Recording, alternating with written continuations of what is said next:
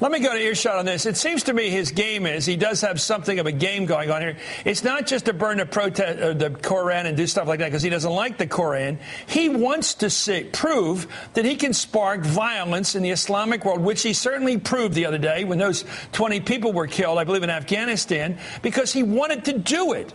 What's this all about from your perspective as an expert? What is going on? This weird, you get one crazy Westerner saying, I can tick off the Easterner about on the other side of the world to the point where they'll kill some other Westerners, and then I'll have proven my point, which is, go ahead, your thought.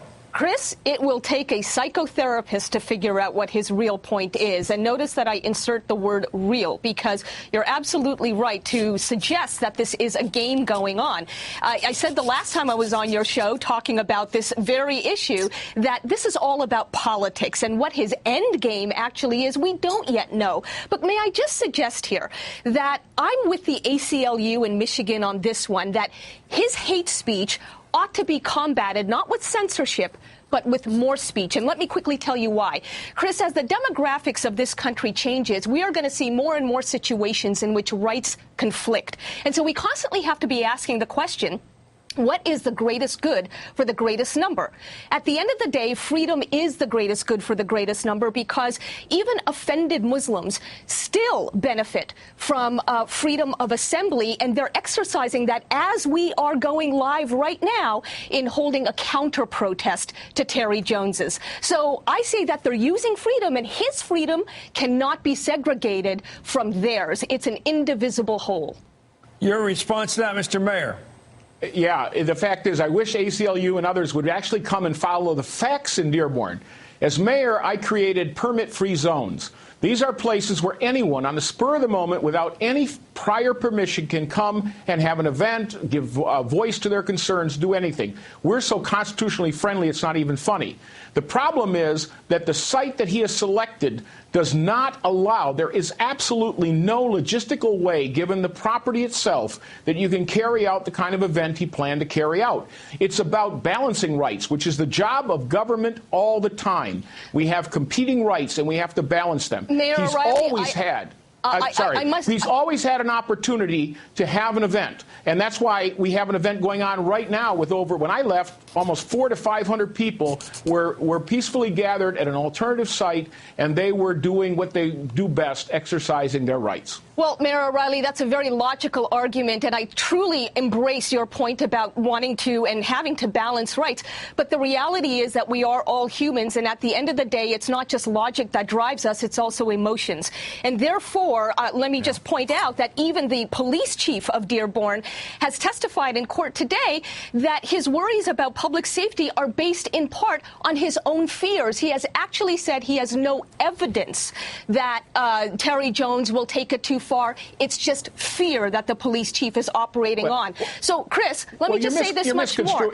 No, we liberals are so good at calling out right-wing ideologues when they operate on fear. Why the double standard here? Well, one reason is that 20 people died the last time this guy did his number. Yeah, but it wasn't just 20 people died. They're dead now because of this Koran burning.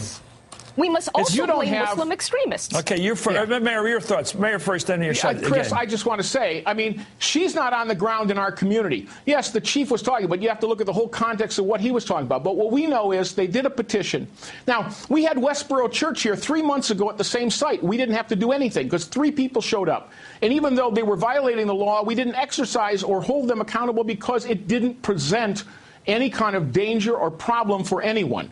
But Westboro Church being the group that goes and demonstrates against any funeral of a military person because they don't like gay rights, basically. Not that the soldier in that case was a gay person, but they just use it as an opportunity for a platform. Yes. Right.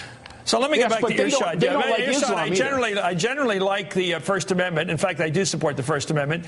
And we're living in a world now that's become sort of a global pinball machine. The lights go on, the bells go off all over the world the minute that they hear that somebody peed, to use a terrible term, on the Koran somewhere. And you hear it, people will escalate. So what do we do if people know that their steps, however gross they are or un-American they are, can achieve what they want? This pastor's smart enough to know that when he says what he says or burns the Koran, people die, and he made his point. So what do we do with these cases under the First Amendment? There is no magic bullet answer to this one. If there was, we wouldn't even be having this discussion, let alone a debate.